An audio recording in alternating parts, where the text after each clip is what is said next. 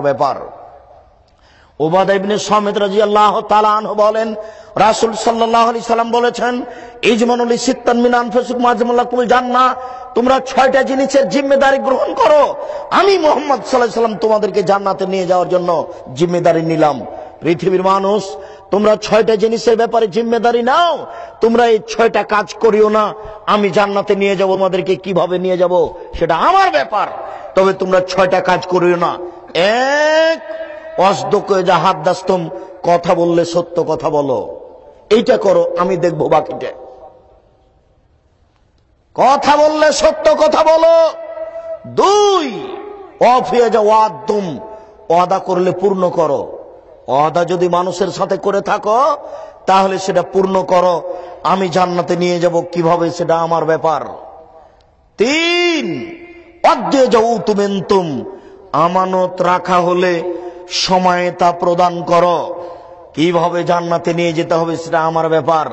ও গ্রাম্য সর্দার সাহেব, আপনাকে আমি একটা আমানতের কথা বলে দিই, শুনুন। গ্রামের লোক আপনাকে 100 টাকার নোট একটা দিয়েছে, সুন্দর টকটকে। 10 বছর পরে আপনার কাছে গ্রামের লোক টাকা চাচ্ছে মসজিদ তৈরির জন্য, আপনি এই টাকাটাই হস্তান্তর করেন, মূলত এইটা আমানতদারি। যদি আপনি টাকাটা পরিবর্তন করতে পারেন, আপনার কাছে 500 টাকা খুচরা আছে, মসজিদের টাকা, 10-এর টাকা, তা আমি বলছি যে জনাব, আমার এই টাকাটা একটু 500 টাকা নোটটা নিয়ে ওই 5টা দেন তো, এটা করতে পারেন, করা না জায়েজ নয়। কিন্তু প্রকৃত আমানতদারি হচ্ছে যেই টাকা জনগণ দিয়েছে 5 বছর পরে ওই টাকাই ফেরত দিবেন, এর নাম আমানতদারি। চেয়ারম্যান সাহেব যদি জানতো চেয়ারম্যানই করা কত বড় বিপদ, এমপি যদি জানতো এমপির পদ নিয়ে থাকা কত বড় বিপদ, তাহলে বলতো, জনগণ শোনো, আমার ভুল হয়েছে, আমি জাতির কাছ থেকে ফিরে গেলাম, আমার বাপের 10 কাঠা জমি আছে, ওই জমি চাষ করে আলু চাষ করে খাবো, আমি জাতির দায়িত্ব পালন করব না, চলে গেলাম, আসসালামু আলাইকুম।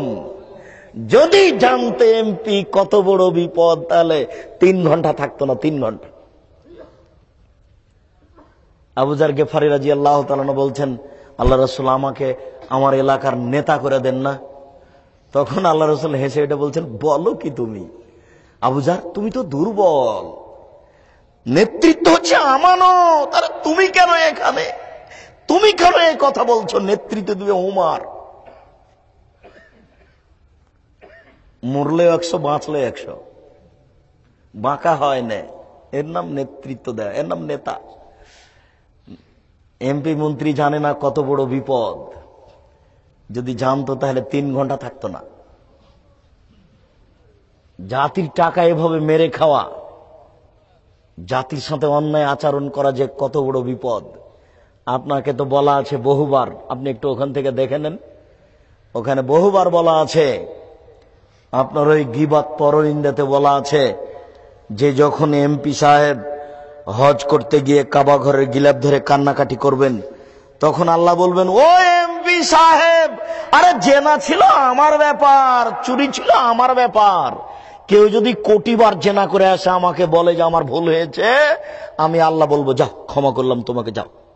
কিন্তু এমপি সাহেব, টাকা যে আমার নয় গো, টাকা যে জনগণের, টাকা জনগণকে ফেরত দাও, টাকা আমার নয় তো। আল্লাহ যদি বিচারের মাঠে, আল্লাহ যদি আপনাকে ক্ষমা করে দেন, আল্লাহ হবেন অত্যাচারী। আল্লাহ যদি আপনাকে ক্ষমা করে দেন, আল্লাহ হবেন অত্যাচারী। আল্লাহ বলেছেন, ইন্নী হারামতু যুলমা আলাইয়া, আমি আল্লাহ আমার উপরে অত্যাচার হারাম করেছি, আমি আল্লাহ আমার উপরে অত্যাচার হারাম করেছি, আমি আল্লাহ আমার উপরে অত্যাচার করব না। চেয়ারম্যান সাহেব, আমি জনগণের টাকা ক্ষমা করব না।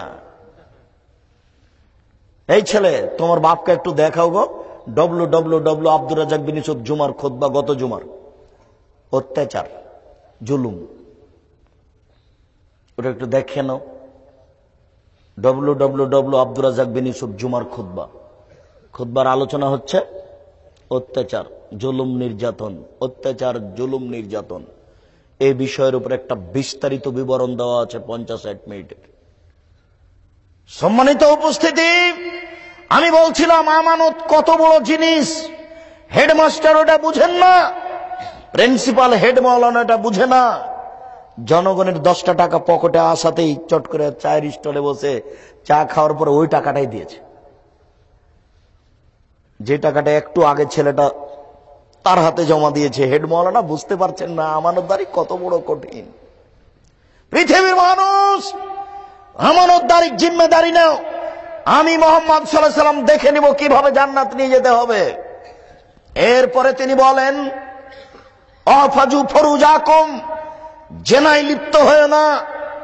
জান্নাতে নিয়ে যাব আমি, কিভাবে নিয়ে যেতে হবে দেখবো। জেনায় লিপ্ত হয়েও না।